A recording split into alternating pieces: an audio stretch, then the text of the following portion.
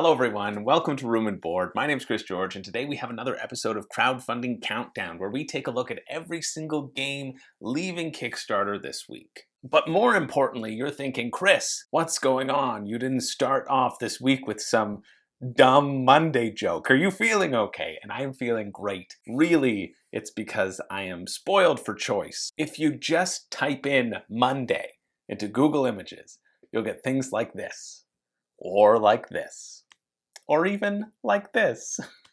And the fact that there are so many things like this that exist out there, written by real people who want you to know that Monday is in fact worse than Friday, that Monday is just a bad day, well, it brings me absolute joy. I have never felt this so heavily as the internet seems to. And now doing these videos, Monday is even more of a day of rest because they pretty much take the whole weekend to do. But I guess we can all be happy today that Mondays exist because it gives us such wonderful things, such as the internet writing a normal sentence over the picture of a pet and probably thinking it's a joke. And hey, it also gives us our weekly crowdfunding countdown show. So that's our tangent of the week.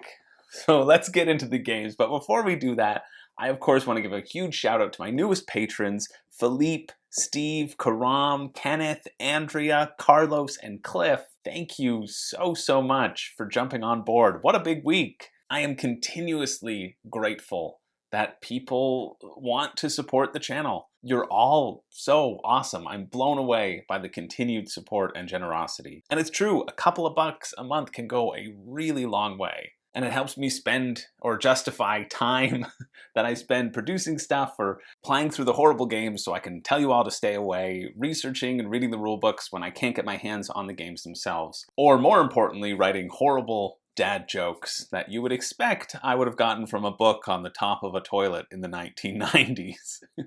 Or on the picture of a pet on the internet. So thank you so much. And hey, if you're a regular viewer and you can afford to throw me a couple bucks a month to help transform this show into a full-time thing, or I mean, if everybody watching did it for just 1 month, I would be able to buy some incredible gear that I could funnel right back into the channel and make even better content for you all. But hey, if you can't, no problem. I appreciate you being here, and I appreciate you sitting through these intros every Monday morning. So let's get into it, starting off with one that I had missed last week, which is still relevant because it finishes up tomorrow, but I usually cover up until next Tuesday because I like to give people time, or if you're watching later on in the week as well. But this one is called Darkest Doom. And you may have heard of Doom, but this Doom is certainly the darkest of them all. And I think I skipped this one last week because it says in its little descriptor that it's an RPG, but it's actually a board game with RPG elements. And this is one that makes me kind of terrified for my wallet. Anthropomorphic animals in the 17th century Europe? What more could you ask for? I bet they even hate Mondays as well. So basically the premise of this game is that the leader of the land, the high priestess Elaine, is being consumed by darkness. The Darkest Doom, who sits on top of this mountain mini in the middle of the board and just devours everything in sight. And you have 9 days to stop this from happening in this sort of open world adventure. Or, instead of that, you can just make sure that you have enough fame points so that people recognize you as the next leader when Elaine gets consumed by darkness. Who cares about saving her if you can put yourself forward as the next high priestess? Or you can say, listen, fighting's for some other people. I know for a fact there's a shaman entombed in the bottom of that mountain, and I can just go wake him up and I'll make him deal with it. Or you can find yourself consumed by the darkness and take over the leader of the wild hunt. Work for the bad guys. But you have to be the first person to have been consumed by the darkness because, you know, if everybody was doing it, it wouldn't be cool. And I think it's so cool that you have these various win conditions. And I think that is very appropriate for a open world sort of adventure. And I know a lot of open world sandbox games get around this by assigning points, right? You get up to 10 points. I'm thinking of Merchants and Marauders specifically, which is the last sandbox game on my mind because of the epic game bracket that just finished. But you go around and you get glory points. I love that this one actually has focused, targeted win conditions or that sort of point victory. And it's much like any other sandbox game you might know. You're going to run around the world getting items, getting things that will help you pursue your specific victory condition while also fighting off the legions of darkness. Rolling dice for checks, which will have various effects, and depending on what you roll, good or bad things can happen to you at any point in time. And I think this is a fantastic campaign page, for one. They have the rule book right at the top of the campaign saying, you want to check it out, here's what we're offering you. In each stretch goal, they say, check out update number this if you want to know more about this specific figure and its gameplay implications. And it is still a work in progress rule book. There are some things that need to be fixed, like any reference to page numbers. At the beginning they said, yeah, if you want to learn about endgame conditions, go to page 50 in this 41-page rulebook. It's actually on page 24, so jump there first. But I love this concept, and I also think there are a couple of cool mechanics in here. There's a day phase and a night phase. In the day phase, you generally get to act, and then the night phase, you also get to act, but the darkness obviously gets to act as well. But what I think is really cool is that there's a potential for the creatures in the night to evolve as the game progresses and get stronger, and they're replaced by ever-escalating cool minis. Another cool feature is they have these other little minis that your little mini can sit inside to represent if it has been consumed by the darkness, or if you have the benefit of a leader helping you out, just to represent that on the board. And I think just these little tweaks feel fun to me. And honestly, this is one where the stretch goals look like they make up for the shipping. And that is something that I am always trying to search for and rarely happens in Kickstarter. It feels like you're getting a decent amount of content in these sort of stretch goals, a couple new monsters, some variability, nothing like game breaking, but I think it is enough to potentially justify the shipping cost, which is not too extreme. I will say this one does look like it's going to play best at 4, because they say if you have less than 4, you should have these little bots that can run around, which is fine. But I think with an open sandbox competitive world, I don't think the AI bots will be as exciting to manage as if it was something like a open co-op world, in which case you can kind of manage them yourself because you're all trying to achieve the same goal. I do think it will be the case with this game and sort of any open sandbox game. The game will be won and lost in terms of fun factor, or if you should pick it up, on the basis on how exciting the various locations are to visit and how exciting it feels to get those additional items. But the mechanics around it do seem pretty cool. They feel all sort of standard, but yet it still feels fresh, which is exciting. It's an exciting campaign. They're also highlighting their 74 miniatures, but be warned, this is just a marketing tactic because most of those miniatures are tiny little slivers of darkness that you get to put on your character board. So if you were going into this thinking you'd have 74 anthropomorphic animals to paint, well, you won't. You'll have a significantly less number, significantly smaller number than that. Anyway, it's 99 euros or $136 Canadian. And the shipping for this is also, it's more on the expensive side. It's not outrageous. It's 23 bucks US, $30 Canadian, which for something of the size that it probably will be, I get it. It's not, I don't like it, but I get it. Or you can pay 149 euros or 204 Canadian for the deluxe version, which you absolutely do not need to get. I think the base version is all anyone should need to contemplate, but this one does seem pretty cool. Maybe it's just because I don't have that many open sandbox games in my collection, and if I was inundated with them, it might feel a little bit less interesting. But I like the concept, and I like a lot of the little things that it's doing here. So I think this is definitely one to check out. I guess the only question is, as they say in the last line of their video, will you be charmed by the darkest doom and give in to it? Well, you have until tomorrow, Tuesday at 5:45 p.m. to decide. Wow, that was a big one to start off the week.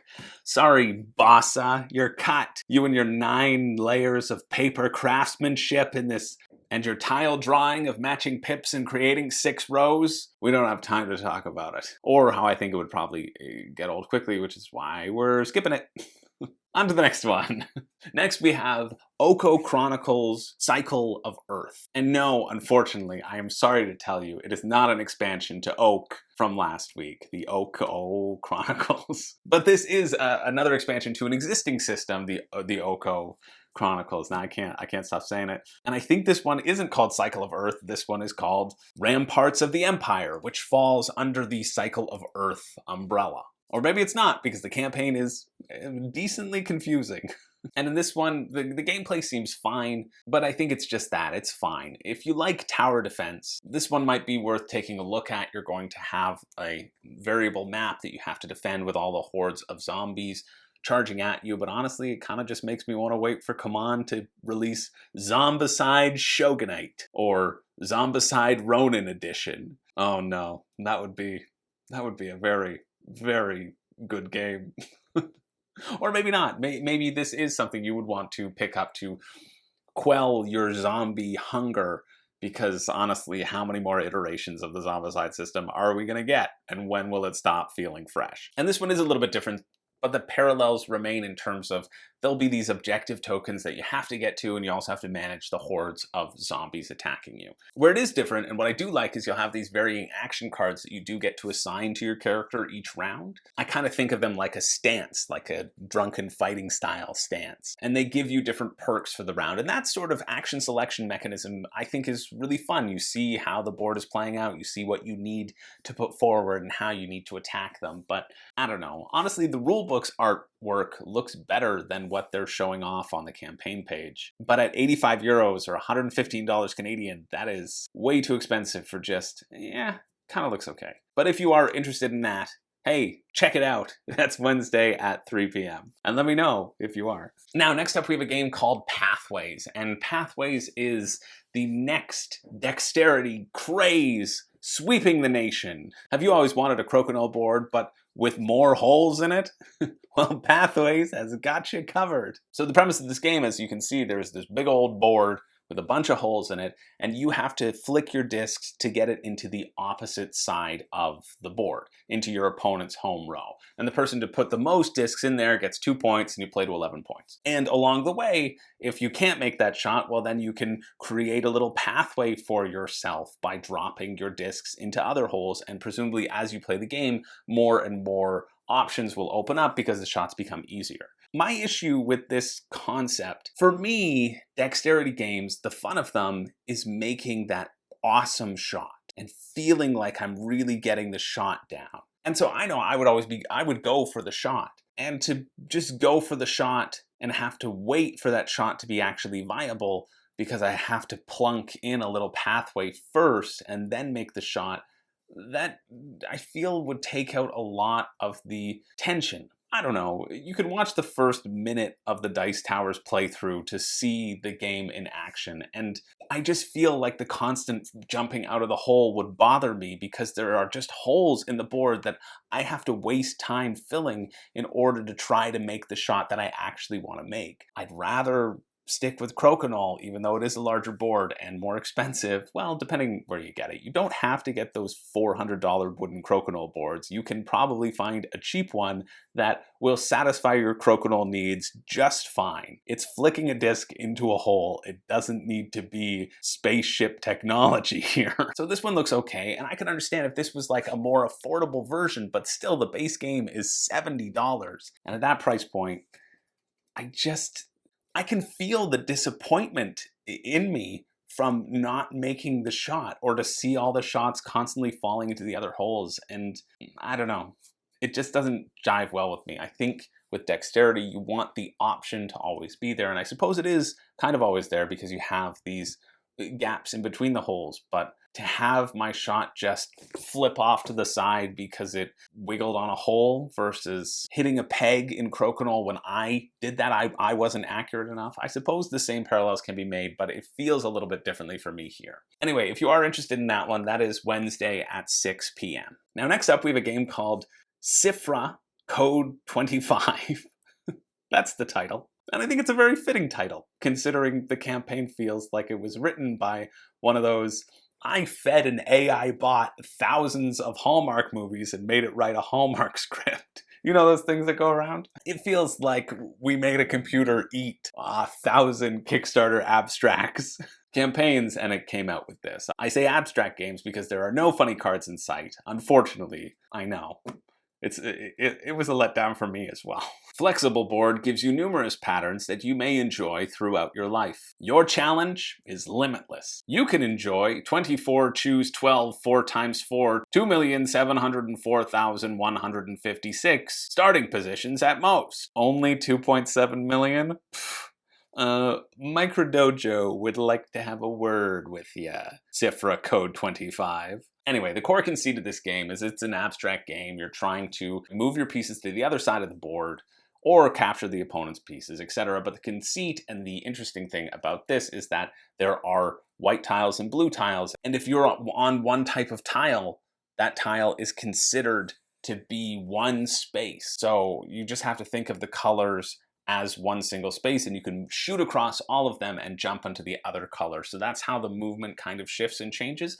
And from an abstract point of view, I think this mechanic is interesting. It's $31 Canadian for just one board, or it's $51 Canadian to have the board where you can switch it up to have variable positions, probably shifting the board around with various ceramic tiles. The craftsmanship looks good. That finishes Wednesday at 9 p.m. if you're interested. I just think get yourself any abstract and you'll probably feel just as good about your purchase, unless you really wanted ceramic. So moving along to our next weird thing of the week, we have these familiar dice trays. And I just want to talk about these quickly because I think they're cute. And I think they're a good concept, and yet I also think they are way too expensive for what they are. It's £30 or $50 for one dice tray, and I don't care that it looks like a dragon or a cat. Get yourself a small child's backpack and cut a hole in it. I mean, presumably get it new. Don't steal it from a small child and then cut a hole. All their books would fall everywhere. There'd be so many tears. You probably it wouldn't go well for you, let me say that. So get it from a store, cut a hole in it, and then you probably have a similar thing, and honestly a similar size. I was expecting these to be like $10. $10? Oh, awesome concept, love it, they're worth it. I don't know, I just think that this does look cool, and I think maybe if you love dice trays, this could be a cool craft that you could make for likely cheaper, and not have a ridiculous inner ring that you can remove when that's the whole point of the dice tray, is to not have your dice slip under it. I don't know. It's just mind-blowing to me how inefficient the storage solution is, or the suggested storage solution of putting your dice behind that little circle. I'm probably making a meal out of it when I shouldn't. But I'm angry that I got so excited about this concept and was so let down by the execution. So maybe somebody out there can do it better, or maybe I'm just an idiot. Probably the second one. But if you are interested in those, hey, check it out. That's Thursday at 8 a.m. Now, next up, we have a deck building game called Unition, which is a battle royale style game. Speaking of which, if you want a battle royale style game that is a deck builder, Epic Spell Wars Annihilageddon, it's actually a fairly solid deck builder. I played it the other day, well, a couple months ago now, and I was surprised by how enjoyable it was because somebody told me it was similar to the DC deck builder, and I don't really like that one. Anyway, that's a tangent. We're not talking about that. We're talking about Unition. And in Unition, there are two ways to win. Be the last person standing or get the most points. So it's kind of like Deck Builder King of Tokyo. Now, a fun twist about this one is that your health points and your experience points, your victory points, I guess I should say, whatever they're called, they're a secret. They're always a secret. So you don't know if you've whittled down somebody's health unless you're counting. You don't know how many victory points they've picked up unless you're also keeping track of it. So I like that as a neat mechanic in a battle royale setting because it either encourages you to do that mental math and keep that stuff in your head. And I like games that force you to keep things in your head and that it rewards people with a good memory. Or I also like that it keeps everything in a little bit of suspense and you don't know who to attack, and then you can yell at your friends to no, attack that person when you're sitting on a pile of 400 victory points. Not that I would ever do that. For future, if we're playing games, that person is in the lead. I know it. I have a bit of a psychic tilt to me sometimes, and I just get a sense that that person, when we're playing a game together, that person will be in the lead, and we should definitely team up against them so that one of us can win. And it's just better that way. Anyway, other than that, There's not too much to note. There are 5 different colors of cards. If you play 2 or 3 of a color, you'll get bonus resources, which I think is cool because you want to gravitate towards that one strategy or getting the most of that one type. But then again, if you play one of every type, a hand of 5, there are 5 colors, you get yourself an extra turn, which I think is also pretty cool and would have definitely huge ramifications in this sort of game. It's a huge bonus. And this one is a pretty good price point, which makes me happy. It's 26 bucks US or $33 Canadian, and that feels like a great sort of price for this type of game. When you add the shipping, it's not as great. Probably only people in the US should consider it. For me, it would take like $56 to actually get it to me, and at that point, it's just a little bit too much when I know there are those other options out there. But at 40 bucks US, and that's what you're gonna be paying, this might be one to take a chance on. So if you're interested, check it out. That finishes Thursday at 10:03 a.m. Now, next up, just quickly to talk about, because I think it's actually a fun concept, which is why Jackbox Party Pack has done it with their robot rap battles. We have a game called Rhyme the Line, or Rhyme That Line, for 29 bucks US, $37 Canadian. And honestly, I'm just happy they didn't call it Rhymes Against Humanity, which you know there's a game out there which does a similar thing and is called that. And if it isn't, there will be. Anyway, I just wanted to mention it briefly. There's no real continuation on this segment. You have a sentence and you have to make the rhyme, and then people vote on what they think is the best rhyme or the funniest. But I did write a little poem in honor of this game. It goes a little something like this. You could just open any novel's spine and grab the beginning of a random line. Now write the other half and have a good laugh, and now there's no need to purchase this game. But if you think that might be fun to own, hey, check it out. That's Thursday at 10:54 a.m. Now, next up, this also isn't a board game neighborly, and this is the Academic Deck Box. And this has raised over $2.9 million Canadian. And I suppose there's a market for this. I really like the design on this thing. I think it looks really cool. It's sleek. You put your deck in the top, and then you got these little drawers that you can put additional cards in or some dice. I think that package makes a lot of sense. But it's $45 or $57 Canadian. It's more than Wingspan to purchase one deck box. A deck box with 3 drawers, so 2 deck boxes, and a little squishy divider to add to your deck box because the deck box is going to be too big for some of your decks. And I actually think this squishy divider thing is really cool. It makes a lot of sense. It's a malleable divider that could just be foam, but it isn't. It's a divider. I cannot fathom why you need to spend this much money on a deck box, specifically for Magic, when I know all you Magic players have your giant binders of cards in. That's how you store them anyway. But hey, I guess this is something people are in the market for. So I am very happy to announce my own line of patent pending room and board deck boxes.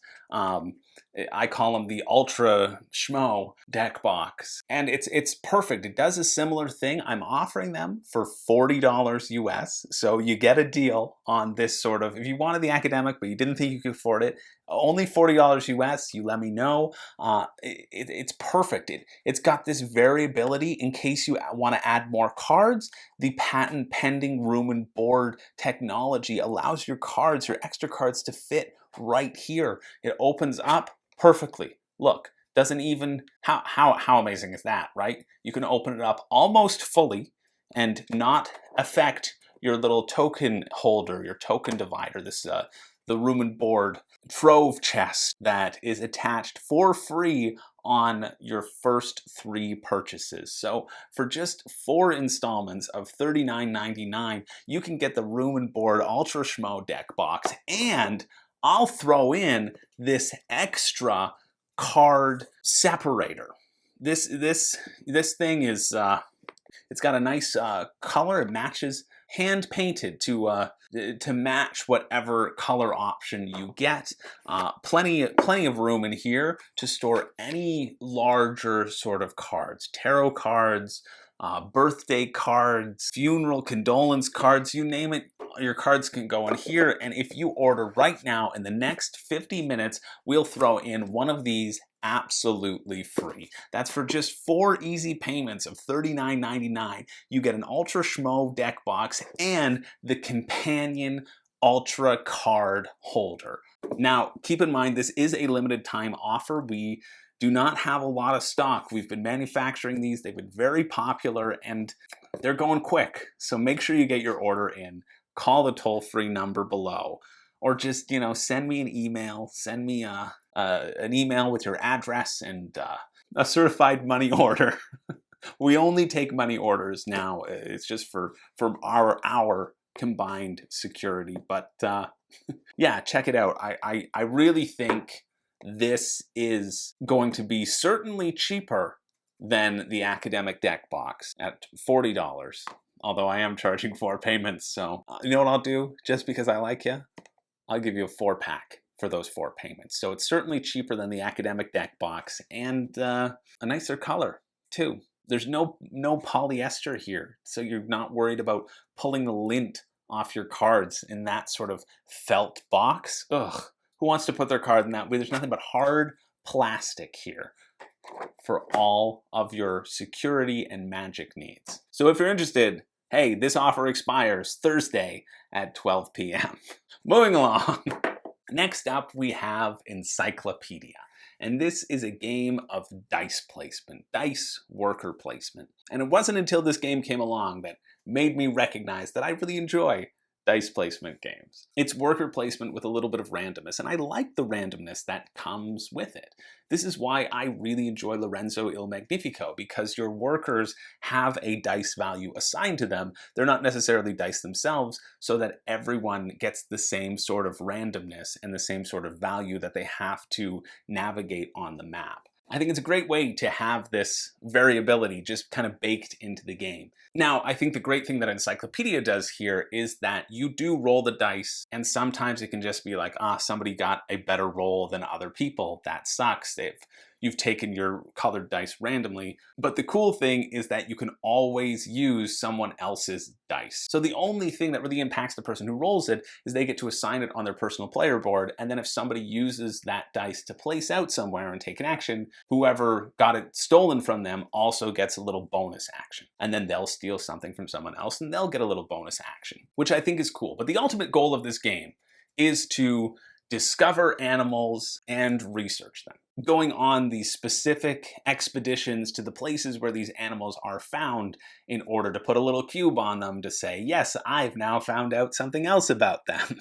So you're not just gobbling up as many animals as you can muster, like some carnivore at an all-you-can-eat buffet. Instead, you're finding an animal and then you're taking the time to get to know that animal, to learn some things about that animal. See, that's what makes this an encyclopedia instead of my nephew Jacob's little book of drawings. I don't care if you can draw a turtle, Jacob. I want to know its migration and breeding patterns. I guess A+s are going a lot easier in grade 1 nowadays. Anyway, if you like games where it feels like you're always getting something, this is definitely a game to look at for you. It's Dopamine Hit, the board game. And it looks pretty fun. I like the mechanics behind it. I like that you're going to always be getting stuff. I can see the cycle of how you're going to be constantly getting things over and over, and that all looks great. This is also one that I do not believe you should get a Kickstarter if you're interested and your retail store is going to stock it. Just don't. These stretch goals are absolutely not worth it. They add in these little fossil cards that can act as kind of joker cards and have different specifications, and I actually think probably make the game less interesting with their inclusion. They're not going to come up all the time. That's why they're promo cards. They're really not going to impact the game, but when it comes up, I probably would find myself thinking, I wish it was a turtle. And the same kind of goes for their deluxe edition. They have an expansion with a bunch of modules, and I don't know, I personally don't feel gut instinct that those modules will add a significant change to the actual gameplay experience for the amount that it will cost you to get the deluxe plus shipping versus if you waited for retail. If your store is getting it at retail. If it's not, then hey, that's a different conversation. And I do think that if you were to get this game, and you like that constantly getting stuff feeling in your games, I think you will enjoy it, because the mechanics, I can see the flow, and that makes me feel fairly confident that it will be an enjoyable experience. But I think the key factor to emphasizing how much the variability of the animals doesn't matter is that there's only 75 animals. It's not wingspan levels of birds here. You're not going to cycle through them like that. You're going to take an animal and then you have to complete its discoveries, or at least you'll probably want to. Anyway, if you are interested, it's 49 euros or $67 Canadian, plus another 15 euros to get it to you. You're looking at $80 to $90 here. Canadian, at least for me. And so I think this one absolutely looks fun. I think it looks really cool. And I think it will remain looking fun when it's at stores for half that price. Anyway, if you are interested, that is Thursday at 2:30 p.m. Now, next up, we have the Nightmare Cathedral. And this is a box that was sent to me by Board and Dice, I assume. It says the Nightmare Cathedral, and I thought, wow, this is a much smaller box than I expected. Came with these really wicked cool D6s. That's awesome. They were in this Nightmare Cathedral screen printed bag, which honestly I should use this for Massive Darkness because those bags are horrible. And it came with this little card. This lovely kitty is an artistic invention of our own, but if you want to see the real Zlatoslaw Byksinski's paintings, visit the Historical Museum of Sanok in Poland.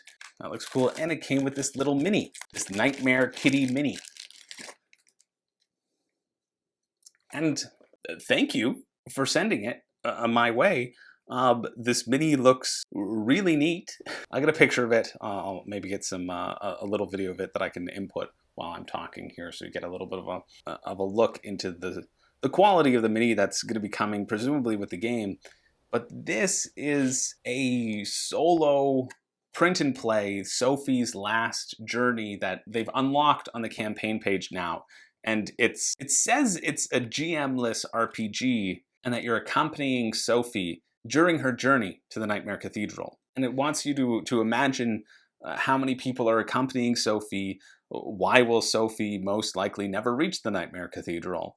Will she die trying? Will she wake up? Giving you these sort of options. And it says, got the answer good. Now, here's 12 rounds. You'll choose, or you can roll dice to see who she encounters. And then you just make a little improv scene for 4 minutes and 26 seconds exactly. Make sure someone responsible measures the time. And this is a very weird marketing technique for me. I mean, I wasn't expecting this. Nobody from Board and Dice contacted me, and I thought it was very, very cool to receive. And I like that this mini came with it, and the mini actually looks really kind of freaky. Nice sculpted base with just worms on it of a cat basically eating a skull. But this has nothing to do with the game. Absolutely nothing.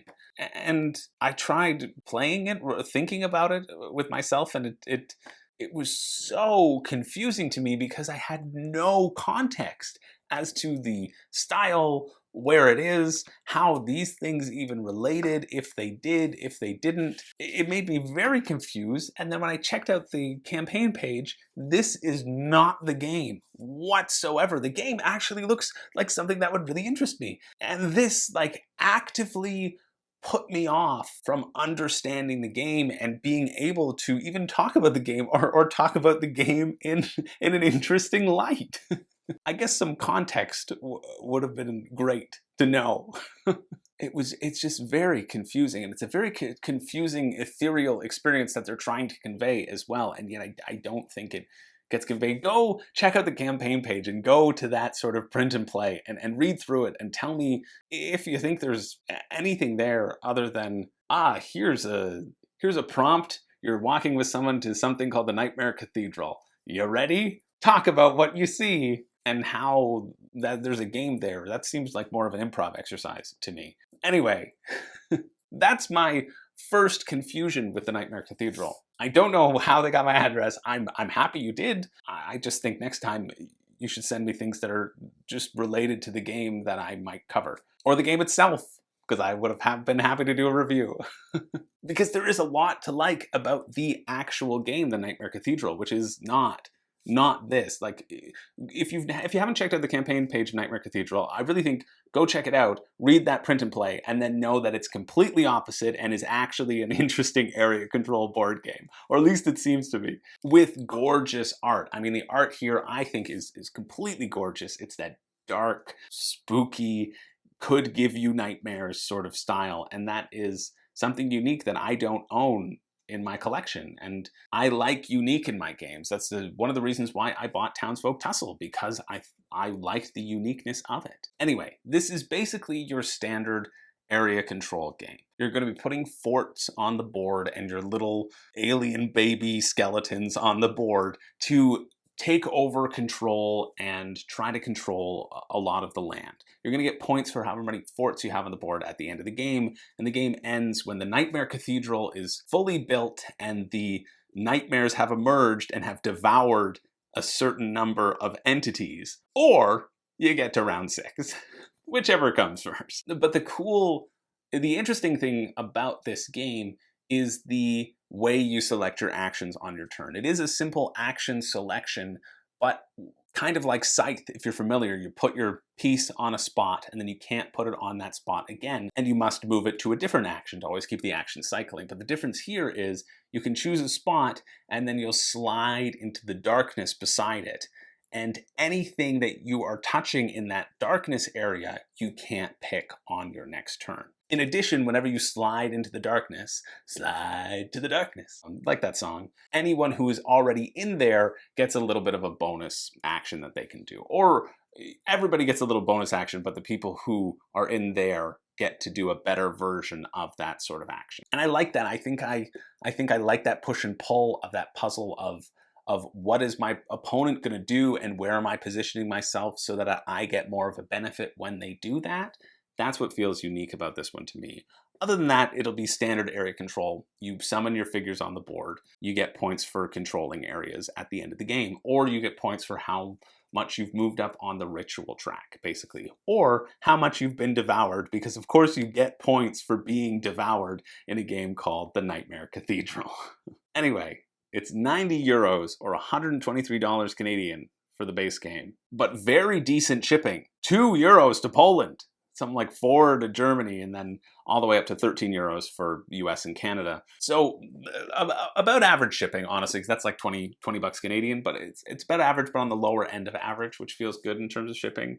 And this is one of those things which will never be in retail, they are saying, until it blows up and everybody wants to get their hands on it. So if you're interested, their rulebook is in their FAQ. It's not on the main page. Really should be, but it isn't. I'm so annoyed by that. And it looks good, so check it out. I don't know if it looks $150 good, but it does look cool. And if you don't have too many area control, this might be something to look into. So check it out. That finishes. I didn't write it down, but it's right there. Now, next up, we have a game called An Empty Throne. And this is by a company called Small Box Games, which was brought to my attention by one of my newest patrons, Carlos, which I'm only covering now, so I can say my patrons wanted me to do it. I wouldn't have covered it for you otherwise, Carlos, so you really dodged a bullet on that one. It was requested by my patrons, just to give it that feeling of exclusivity. But I absolutely love the FAQ section on this campaign. This is how you make a campaign feel personal. This is how you communicate the struggles of being a basically solo designer and producer.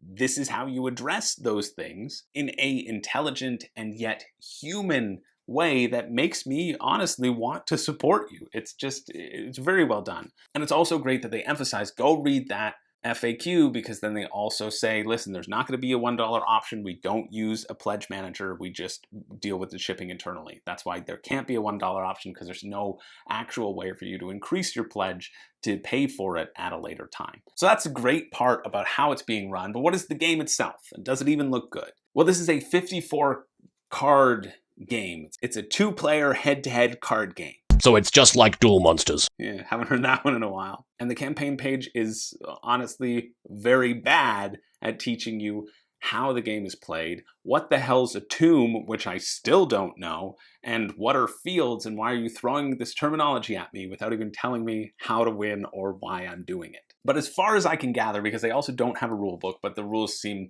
a little bit basic enough that I've grasped most of it, you're basically going to play a card from your hand and then either grab a card from the 3 communal piles that are accessible in the middle of the board, accessible to both players, and grab that and put it in your hand, or take the effect that the card has that you just played, because each card has their own unique effect. Or you get to do both if your card is lower than the center card. And you're trying to create these sets, which they call coalitions, which if you wait for their slow, spooky skeleton gift to tell you, you get to flip over a field if you make a set of 3 cards that are the same color, or a set of 3 cards that are the same number, or a set of 4 cards that are all different. So it's basically like head-to-head battle gin rummy. Because you make these sets, you flip over your fields, you end the game, you count up your points, which are determined by the number of sets that you made. I do love the art on this one. I'm not sure if it's worth it. You'll have to decide. If you're in the US, shipping is okay. It's $4 shipping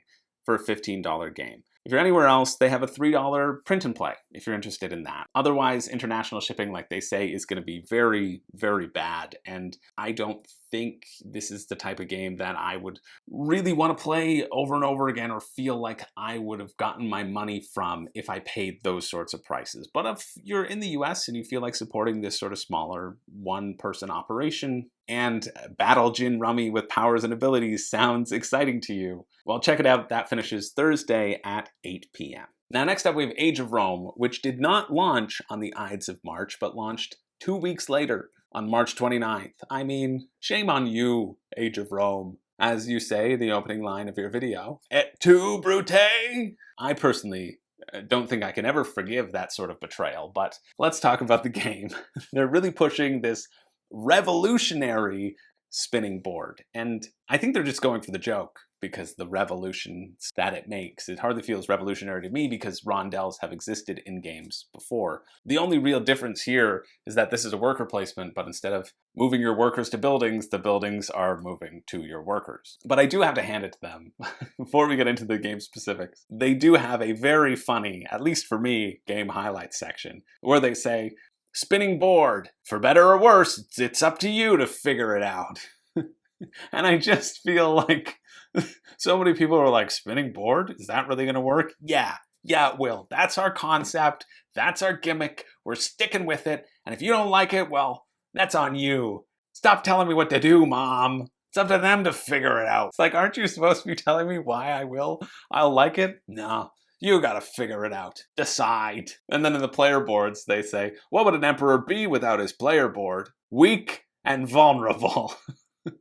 Which I think is a great joke, and that joke is clearly intended. But the better joke is when they say afterwards, strategically use your player board to your advantage. And that's just like, your player board houses your components. It's where you keep your stuff. I don't really know if you can strategically use your player board itself. You're just going to try to be strategic in the game. I just thought of them grabbing their player board and just... Anyway, the game is your sort of standard worker placement game, except the twist is your revolutionary spinning board. You can only place things on the quarter board section that is facing towards you, and then that board will move to the next player. And what's interesting about this idea, and it is a very interesting idea, because you have a choice of, do I build a building now and then send it to my opponent to use it, or do I hold off and build something that I don't really want to build to have on the board, because my strategy involves these other buildings? Because when you build buildings, you get glory points, and you want glory points. You get glory points through buildings, and you get glory points through quests, and you get glory points through manipulating the little votes in the center of the board. And you want glory points. It's the Age of Rome. Obviously, the person with the most glory wins. So that question there feels interesting to me. I like that there's also a victory point bar, which determines these milestones where you get your extra workers. That is kind of fun to me. It stops you from hoarding up and trying to get big points or doing a burst at the end, but that sort of consistent growth will likely happen. Although if it's point-based, you're likely than just rewarding the person who's in first, so I'm not sure how I feel about that. And I do like as well that you have these little schemes that you can put down and then spin the board to your next Lazy Susan or partner over there. And then you can say, haha, I'm activating my scheme, which affects everybody in that particular province. And now that it's turned away from you, that's a fun sort of way to mess up with your opponents rather than the standard I'm taking spots that you can't have.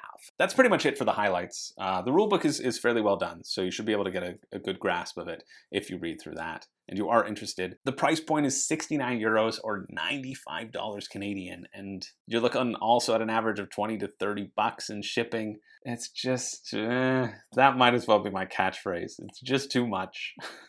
I think it's too much for what this game gives you, which is a fairly standard, it looks decent, like it looks like a fun time, a standard sort of worker placement. And this is another one where if it makes it to retail, it would be a much better purchase. Although the Kickstarter exclusives that they do give you in this one are better than something like Encyclopedia, because they're screen printing all the meat pulls and all the wooden components, or presumably that's what's going to happen. You'll still get a decent insert in both, which feels nice. Although you can pay for a deluxe insert in this one as well, which is 7 pieces instead of the 2. Just really making you know that regular insert you're getting, it's actually useless and not good for your game, and this other one is better and you should pay for it. See, personally, I'm a sucker for this. I like my inserts like I like my bathing suits. In 7 pieces and made out of foam core. I have not been invited back to quite a range of beaches. Anyway, if you are interested in this one, check it out. That finishes Friday at 10 a.m. And finally, our last game of the week, we have Mercurial. And this is a game about casting magic and chucking dice, the most magic thing of them all. Chunking dice all over each other. Is that a euphemism for something? I don't really want to think about it too seriously, but it's pretty simple. The basis of the game is pretty simple. You're going to cast a bunch of spells in order to achieve heroic deeds, which will be worth points at the end of the game. And when you get a certain number of heroic deeds, depending on the player count, the game is over and the person with the most points wins. Easy. And on your turn, it's equally easy. You're going to roll your dice and then you're going to take stuff and play it, or cast all of the spells that you've managed to pay for and put into your little spell row. And it's got the same mechanic that you will find in a lot of these games, where there's one card that you can purchase for free, and then all the other subsequent cards you have to pay an additional something moving down the line. So like Architects of the West Kingdom has that for their workers or their artisans or whatever, their helpers. Small World has that for their classes. And this rulebook, be warned, it is bad. It is very bad. It is very confusing. It tells you nothing of what you want to be doing, why you're doing it, these things. It doesn't give you any examples. It just gives you specifics of things that you don't know why you would want to know what these things are. And I spent way too much time trying to figure out what this very basic game is. You roll dice. You buy stuff. You use that stuff to turn your dice into other things and get more mana and more acuity to buy more stuff to get ultimately the stuff that's worth points. Very, very Splendor with rolling dice, basically. And so this one is $45 US or $54 Canadian. And the shipping to the US is also pretty decent, 12 bucks US. Canada, it's not so great, 21 bucks, which means this would be like an $80 game for me, and it's not worth that. But that is a real bummer because I do think the systems here are solid. I also love that their deluxe edition isn't significantly higher. They just wanted to have a deluxe edition because everybody on Kickstarter has one. So you get a couple metal coins and a box sleeve. Ugh, when will people learn? But it's not something where it's like, oh, you need this deluxe version. No, the base game feels like it'll be completely fine. I love that they're giving their returning backers a whole set of sleeves if they have supported the company before. And also, this price point with the custom engraved dice, it feels like this is a game put forward by gamers for gamers, being aware of the prices that are on Kickstarter and trying to keep it at a lower price point. And I love what they're doing with that. And I think this game is going to be going really quickly and will give you that same feeling of Splendor-ish. Says it takes about 60 minutes on the box, and I imagine that to be true in terms of how you get these sort of points. And I think that cycle will be really enjoyable. So or at least enjoyable. Fairly enjoyable, let's say. And it is really nice to end the week with something like that. And maybe I'm just excited that this game actually looks good, and it wasn't like all the games that I caught this week as I was filming this, because I realized that I don't have anything funny to say about it, and I do not think there's anything interesting to say about it either. And on one hand, that feels bad because it adds to the prep time behind these sorts of videos, not to put them out there. But on the other hand, I don't want to talk about things that aren't exciting or that I can't at least find something funny to say about. And this one does feel solid, like it really does. So if you like that sort of thing, check it out. That finishes next Tuesday, the 19th, April 19th at 9:57 a.m. And that's it. Those are the games of the week. The good, the bad, and the ugly. The very bad we just didn't talk about. And so every week I do a pick for me and a pick for you. The pick for me always being the one that is the most interesting to me, and the pick for you the one that I want you to buy so I can save my money and we can play together. No, the pick for you is the one that I believe has the most mass appeal, I think. And that I think will be solid mechanically, and it feels like you should be getting it at Kickstarter, which is key. So the pick for me, right off the bat, I definitely have a pick for me, and it is The Darkest Doom. This one, this one is looking really tempting to me. I think it's at that price point where it just feels a bit too extravagant, and I know I don't need to be spending that sort of money on games at this current point in time, but it does look fun. It looks pretty fun. I think the sandbox will feel good. I think the multiple victory conditions is the thing that's potentially exciting me the most. I like that if you get corrupted too much, you're going to be getting these corruption cards that end up into your hand as you like cycle through your cards and take up spots. But if you get too many of those, then you turn to the side of darkness. And it's the first person who turns to the side of darkness that can then start working for the dark team to stop everybody from just kind of piling in there as well. And I really just think it's funny that you can say, oof, sorry what happened with Elaine, you know? She was my mother. Yeah, she adopted me when I was did everybody hear that? She was my mother. She's dying up on the mountain. She's like, please, anyone save me. And it's like, yeah, listen, when she's gone, I will happily take up her leadership role because it's been thrust upon me and everyone else is trying to save her and you're just going around being a politician and campaigning for the leadership once the leader dies. I think that's so funny of a concept. I like the minis. I like the art in it a lot. And I think there are a lot of cool, interesting mechanics in that one. So Darkest Dungeon for me, I looked at it, sorry, not Darkest Dungeon, Darkest Doom. I looked at it and it was one where I thought, oh no, this looks good. And if I didn't have such a lack of space in my house, I need to go through and get rid of games that I don't play, then maybe I would pull the trigger. This one is, I don't think I'm going to end up pulling a trigger, but I'm about as close as I get to doing so without it moving me to do so. So if that means anything to all you addicts out there, well, go check it out, or don't, because you might be suckered in. And yeah, I just think that one looks really neat. So my pick for me is Darkest Doom. And my pick for you, it's tough. My pick for you is not Encyclopedia. It's not Encyclopedia. I think the mechanics of that game look potentially the most interesting, but it is, don't get it on Kickstarter. Geez, just don't do it. Your retailer's probably gonna have a copy. Or at least just check your retail store first. Like, save yourself the shipping if your retail store is doing it. Don't do it. If it isn't, then it might be Encyclopedia, because I think that one does look really neat. Or I really think Mercurial has something there. I'm really hesitant to make Mercurial your pick for you. It's the hesitant pick of the week, let's say, because the rulebook was so bad and they don't have enough of a clear message to actually convince people to get it. And because I spent so much time trying to figure out what is just like a basic concept, I am worried that sort of thing will create an inaccessible and frustrating experience versus something that I think and I envision moving fairly quickly.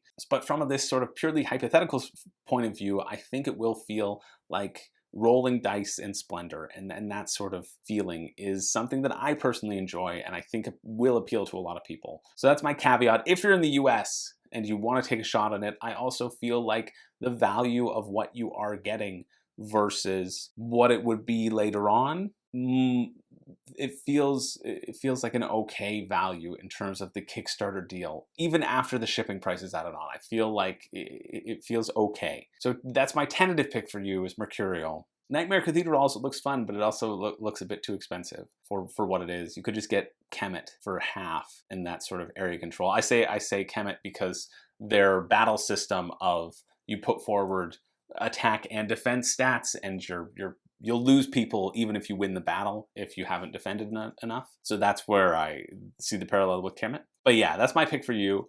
Or obviously the Room and Board Ultra Schmo deck box, which our stock is limited. We have been selling a lot since the beginning of this video. So get your boxes while they're going hot.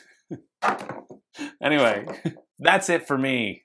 That's it. That's our week. Let me know what you saw today that you're excited about, what you are excited about upcoming. If you are backing anything, thank you to whoever it was who said, hey, how do you feel about Darkest Doom? Because that made sure I clocked it to check it out. Because I may have overlooked it because it was highlighting the RPG elements, but I really think it is a board game with RPG elements and not an RPG. So thank you to you.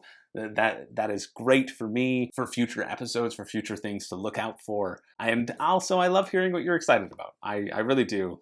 And yeah, it's great. It's great. And other people will get excited as well and read the comments too. So it's all about communicating here in this Room and Board community. Thank you, as always, for being here. I feel so grateful to be doing this and to have this community, and it's awesome. You're all awesome. Thanks so much. Once again, my name is Chris George, and I do not have a catchphrase. I don't have one. And you know what? I'm starting to think I never will. Or that it should be Mondays. Something to do with Mondays. Eventually, we'll figure it out. Thanks so much for being here. See you in the next one.